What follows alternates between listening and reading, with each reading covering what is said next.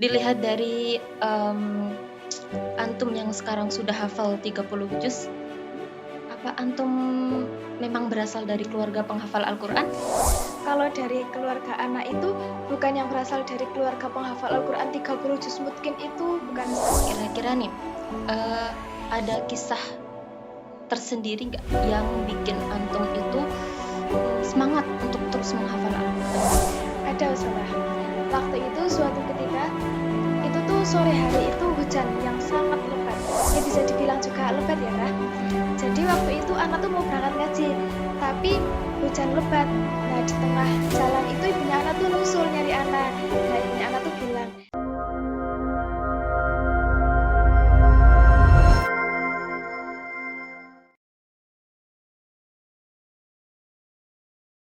Assalamualaikum warahmatullahi wabarakatuh. Ahlan wa sahlan di podcast Almatera Media. Episode kali ini kita akan menggali kisah, hikmah, dan inspirasi dari mereka yang menjadikan Al-Quran sebagai bagian besar dari nafas hidupnya. Saya Rafika Febrianti, sebagai host yang akan menemani Anda dalam kisah inspiratif kali ini, dengan tema Penjaga Kalam Ilahi di Era Gen Z. Pada kesempatan kali ini, kita bersama salah satu santriwati Almatera yang sedang berjuang untuk menghafal Al-Quran dan menjaga kualitas hafalannya. Kepada narasumber, kami persilahkan untuk memperkenalkan diri. Assalamualaikum warahmatullahi wabarakatuh. Waalaikumsalam warahmatullahi wabarakatuh. Perkenalkan, nama Ana Regar Dwi Agisti, biasa dipanggil Egar, asal Ana dari Wanayasa, Banjarnegara, dan Ana dari kelas 11 Tafid MA Almatera. Masya Allah. Ukti Regar? Naam Ustazah. Regar atau Egar? Egar Ustazah. Egar, Naam. Ukti Egar. Udah 2 tahun dong di sini? Naam Ustazah. Tadi antum dari Banjarnegara? Naam. Banjarnegara, dari tempat antum ke sini berapa jam kira-kira? Kurang lebih 3,5 jam Ustazah. 3,5 jam? Naam. Jauh ya? Lumayan Ustazah. Masya Allah. Tapi antum tetap semangat dong? Pastinya dong. Nah, Uti Regar dari kelas Tahfidz. Naam Ustazah. Tahfidz kelas 11. Terus udah berapa juz hafalannya? Insya Allah kalau buat ziyadah, insya Allah sudah 30 juz. Tapi kalau buat mutkin, insya Allah masih dalam proses murajaah Ustazah. Masya Allah. Proses murajaah. Naam Ustazah. Kan emang murajaah seumur hidup. Naam Ustazah. Masya Allah. Naam. 30 juz. Antum baru kelas 11 tapi udah hafal 30 juz ya. Semangat.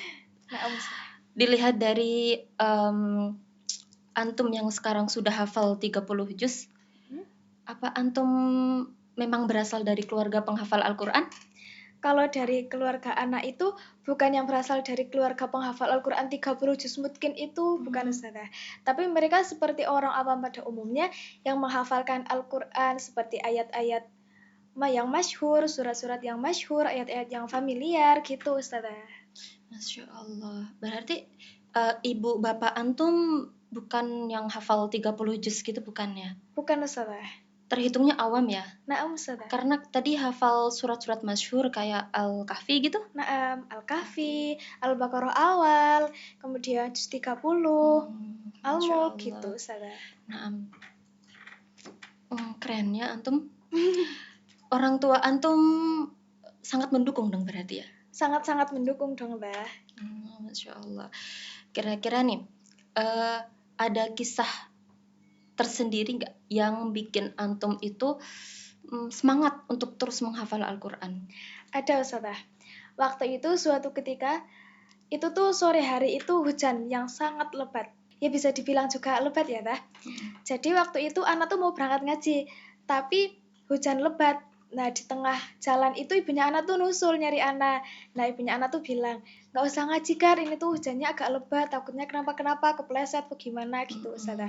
Tapi anak nggak mau, anak tuh waktu itu tuh ada di fase yang lagi semangat-semangatnya hafalan, lagi semangat-semangatnya ngaji gitu Ustazah. Terus habis itu sama ibunya anak bilang gini, ya berarti ibu antar aja sampai sana gitu. Nah sampai sana ibunya anak juga nungguin sampai anak selesai ngaji gitu Ustazah. Jadi ibunya anak hujan-hujan tuh, ibunya anak nungguin di luar, anak ngaji di dalam. Nah waktu selesai juga itu masih dalam kondisi yang hujan masih agak deres ya tah. Mm-mm. Terus habis itu anak pulang. Nah pulang kan anak kan masih kecil ya tah. Jadi masih digendong tuh pulang sama ibunya anak. Terus di jalan sambil anak tuh bilang gini sama ibunya anak, Bu, anak tadi ngaji habis hafalan tahu Bu gitu. Habis itu ibunya anak tanya, oh iya hafalan apa gitu. Terus anak bilang, hafalan Al-Humazah ya gitu. Kan anak kan emang masih awal-awal ya teh hafalannya waktu itu. Terus ibunya anak bilang gini, nggak apa-apa dari kecil-kecil dulu. Kalau nantinya ibunya nggak hafal ya setidaknya anaknya hafal gitu. Masya Allah. Jadi dari kata-kata kecil itu, dari motivasi kecil itu bisa membuat anak bangun, bisa membuat anak termotivasi sampai saat ini gitu Ustazah. Masya Allah ya. Dukungan dari orang tua antum juga ada gitu ya. Nah, Ustazah. Masya Allah ya. Itu antum tadi pulang TPQ masih digendong? Nah, Ustazah, masih anak tuh kan emang kecil ya tah badannya. Jadi waktu itu masih kelas berapa? Mungkin 5 apa enggak? Kalau enggak 5, 4 gitu Ustazah. Tapi anak jadinya digendong tah. Masih kecil ya tah. Ya Allah, Masya Allah. Kira-kira nih, sejak kapan antum mulai tertarik untuk menghafal Al-Quran? Kalau sejak kapan? Dari anak SD ya tah.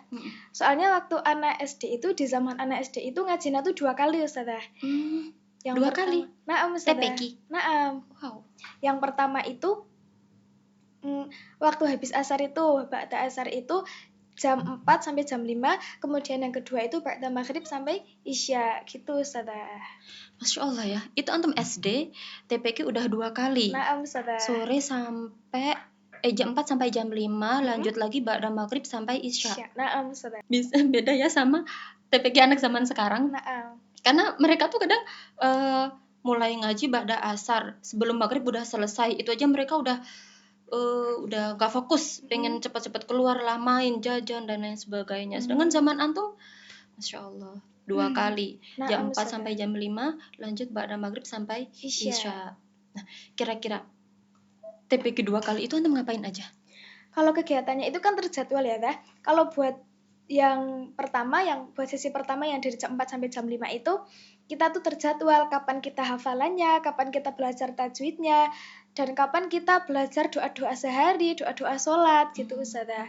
Dan buat yang sesi kedua itu dari ba'da maghrib itu biasanya kita tuh ngajinya tuh di masjid, kalau nggak di rumah orang gitu Ustazah. Terus selesai maghrib, habis itu kita ngaji tadarus bareng gitu. Terus kita kegiatannya cuma 2 Ustazah. Kayak kalau nggak belajar tajwid ya hafalan Al-Quran gitu Ustazah. Oh, berarti emang antum tuh mulai menghafal saat itu ya? Naam Ustazah. Oh iya. SD antum sudah berarti SD antum sudah lancar bacaan Al-Qur'annya? Insyaallah Ustazah. Masya Allah. Terus hafalannya berapa juz?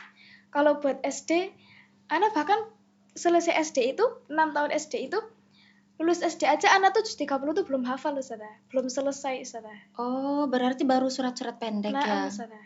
Masya Allah, tapi motivasi udah antum dapat saat itu lah ya. Ustazah. Keren, Masya Allah. Tayyib. Antum kelahiran berapa? 2007 Ustazah. 2007? Naam Ustazah. Gen Z dong? Pastinya dong. Apa tantangan terberat antum dalam menghafal di era Gen Z? Males Ustazah. Malas? Naam Ustazah. Malas berarti dari diri sendiri dong? Naam Ustazah. Terus gimana cara antum bisa melawan rasa malas antum sendiri? Kalau rasa malas ya, kita tuh setiap harinya tuh harus punya target Ustazah. Dimana kalau kita punya target, kita punya tujuan, kita punya patokan, jadi kita tuh kalau punya rasa malas tuh kita tuh harus ingat, oh nanti kalau anak malas itu anak nggak bisa sampai tujuan ini, anak tuh nggak bisa mencapai target kita hari ini gitu. Jadi kita tuh harus maju, kita harus dorong kita sendiri, karena kalau kita nunggu motivasi dari orang lain, nunggu dukungan dari orang lain, kita tuh nggak bakal bisa maju sendiri gitu Ustazah. Masya Allah, berarti kembali ke diri sendiri lah ya. Ustazah. Kita harus punya target, gimana caranya kita menyelesaikan target tadi. Ustazah. Nah, itu kan tadi tips antum buat melawan rasa malas antum sendiri. Ustazah. Kira-kira ada nggak program pondok yang bikin antum tuh tambah semangat dalam menghafal Al-Quran? Ada dong Mbak. Apa tuh? Ini yang pertama itu emang dari program madrasah ya Mbak. Jadi Ini yang pertama itu program kegiatan keseharian gitu dah. Jadi kita tuh ada waktu-waktu tertentu buat kita dikasih peluang buat hafalan baru, buat murojaah gitu Ustazah. Jadi kalau di kegiatan sehari-hari itu ada yang pertama itu ketika habis tahajud. Kan jarak antara tahajud ke subuh kan agak lama ya dah. Mungkin sekitar 1/4 jam, 10 menit gitu. Nah, dan ini tuh waktu yang sangat-sangat memudahkan kita buat hafalan, di mana otak kita itu belum terkena belum terbebani sama hal-hal kegiatan yang lain. ya. Nah, itu waktu jeda antara tahajud ke subuh itu yang pertama. Kemudian ba'da subuh itu ada waktu 1/4 jam buat kita hafalan Al-Qur'an, buat kita murojaah sendiri gitu Ustazah. Kemudian yang ketiga itu ada di waktu pagi hari itu buat mengawali kegiatan belajar. Kita tuh kalau jam pertama itu jamnya itu murojaah buat hafalan baru, buat halaqah pagi gitu Ustazah. Itu ada ustazahnya. Ustazah, kita dibagi beberapa kelompok. Ustazah. Masyaallah. Terus kemudian yang keempat itu waktu sore hari itu ba'da asar itu buat menutup kegiatan belajar. Nah, itu ada jam kita buat murojaah juga Ustazah. Dan yang terakhir itu yang kelima itu waktu ba'da isya itu kan kita ada kegiatan belajar malam. Cuman kan nggak setiap hari ada tugas sekolah, ada PR gitu pelajaran ya. Ustazah. Jadi kita bisa menggunakan waktu itu buat kita murojaah atau hafalan baru Ustazah. Wow, banyak berarti 5 kali ya sehari. Ustazah. Itu untuk murojaah atau ziyadahnya fleksibel terserah anaknya. Ustazah. Wah, keren, masyaallah. Terus ada program lain mungkin yang untuk menunjang hafalan Antuna? Ada Ustazah. Ini ada salah satu program program madrasah yang ini tuh sangat-sangat mendukung buat kita hafalan, buat kita menghafal Al-Qur'an gitu Ustazah. Namanya program daurah Ustazah. Oh, daurah ya. Ustazah. Daurah itu seperti kayak murakas menghafal Al-Qur'an gitu. Nah, itu di mana kira-kira? Di masjid atau di pondok? Kalau buat kegiatan daurah itu di luar pondok Ustazah. Wah, di luar pondok. Ustazah. Kalau waktu angkatan anak itu di Solo Ustazah. Kira-kira daurahnya itu ngapain aja? Kalau daurahnya itu kita kan di sana kan daurah 2 bulan ya Teh. Cuman sama madrasah itu dibagi 2 kali Ustazah. Misal semester sekarang 1 bulan, berarti semester kedepannya itu 1 bulan lagi Ustazah. Dan di sana itu yang emang kita dikasih waktu 1 bulan buat full hafalan, buat kita deket sama Al-Qur'an gitu Ustazah. Jadi dari ba'da subuh sampai jam 9 malam itu kita dikasih waktu buat hafalan terus Ustazah. 2 bulan? Ustazah. Dari pagi sampai malam hafalan, murojaah, ziyadah gitu ya? Ustazah. Itu apa Antuna nggak penat? Kalau dibilang penat, sebenarnya sangat-sangat penat ya Teh. Cuman pastinya ada libur dong Teh. Di program daurahnya? Ustazah. Jadi ada hari yang kita emang dikasih waktu buat kita tuh istirahat gitu Ustazah. Biasanya tuh hari Ahad Ustazah. Jadi kita tuh kegiatannya cuma di sana pagi hari piket gitu. Habis itu kita setelah saya piket itu kita dikasih waktu sampai zuhur atau sampai asar buat kita tuh jalan-jalan di sekitar pondok gitu, buat kita belanja, buat kita jajan-jajan gitu Ustazah. Itu hari Ahad aja ya? Ustazah. Tapi kalau perempuan itu belanja udah cukup refreshing ya? Ustazah. Masya Allah, taib. Jadi dari daurah itu banyak anak yang udah dapat berjus-jus ya? Ustazah. Masya Allah. Antum sendiri udah dapat berapa jus selama daurah? Kalau dari daurah kan kita kan emang mengulang dari awal gitu ya Teh. Taib. Dari juz 1? Ustazah. Jadi kita hafalan ulang dari juz 1 sampai semampu kita lah ya Teh. Mudah dong buat antum? Ya semua diperjuangkan lah ya Teh. Masya Allah. Berapa juz yang antum dapat saat daurah? Kalau waktu bulan pertama itu anak tuh hafalan dari awal itu dari juz 1 sampai 17 kalau nggak salah Ustazah. Kemudian yang daurah kedua itu ngelanjutin dari 18 sampai 30 ya? Ustazah. Masya Allah. Ada sertifikat nggak antum habis daurah? Ada dong Teh pastinya. Di sana berarti ada musyrifah gitu ya, kayak ada pembimbing tahfidnya? Ustazah. Jadi kita dibagi beberapa kelompok dan itu ada pembimbingnya Ustazah. Masya Allah. Eh, dengan melihat hafalan antum yang 30 juz yang banyak ini ya, kira-kira bagaimana caranya agar antum tidak mudah lupa sama Murojaah hafalan? dong lah pastinya. Murojaah ya gimana tuh kira-kira tipsnya gimana antum dalam murojaah? Kalau buat murojaah kan kita kan setiap orang kan berbeda-beda ya teh. Nah. Kita memiliki metode murojaah yang berbeda-beda gitu ya teh. Jadi kalau buat anak pribadi itu setiap harinya itu kita harus punya target Ustazah. Buat kita jadikan tujuan, buat kita jadikan patokan setiap harinya. Jadi kayak seperti tadi, kalau kita setiap harinya itu harus punya target, semisal satu hari harus murojaah 1 juz, 2 juz gitu. Jadi kalau semisal kita dalam satu hari itu kita nggak bisa murojaah yang satu kali duduk 2 juz, 1 juz gitu, kita tuh harus bisa membagi waktu. Semisal subuh itu kita harus murojaah berapa lembar, kemudian halakoh pagi itu berapa lembar, halakoh sore berapa lembar, malam berapa lembar gitu Ustazah. Berarti yang paling penting itu target kan ya? Naam Ustazah. Target misal sehari kita harus 2 juz. Gimana pun caranya sehari itu kita harus menyelesaikan 2 juz. Naam Ustazah. Kadang nih walaupun mungkin kegiatan antuna juga padat ya. Naam sama Ustazah. belajar juga kan? Sangat-sangat padat. Masya Allah.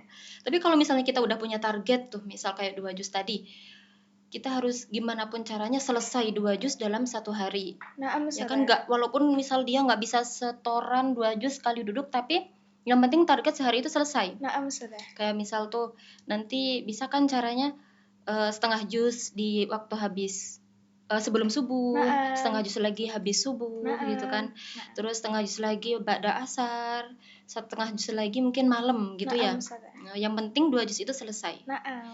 Karena memang yang paling penting ketika kita murojaah itu adalah semua juz yang kita hafal itu kepegang, keputar Naam, semua gitu ya. Naam. Nah, baik, sama. Masya Allah, banyak sekali hikmah yang dapat kita ambil pada hari ini.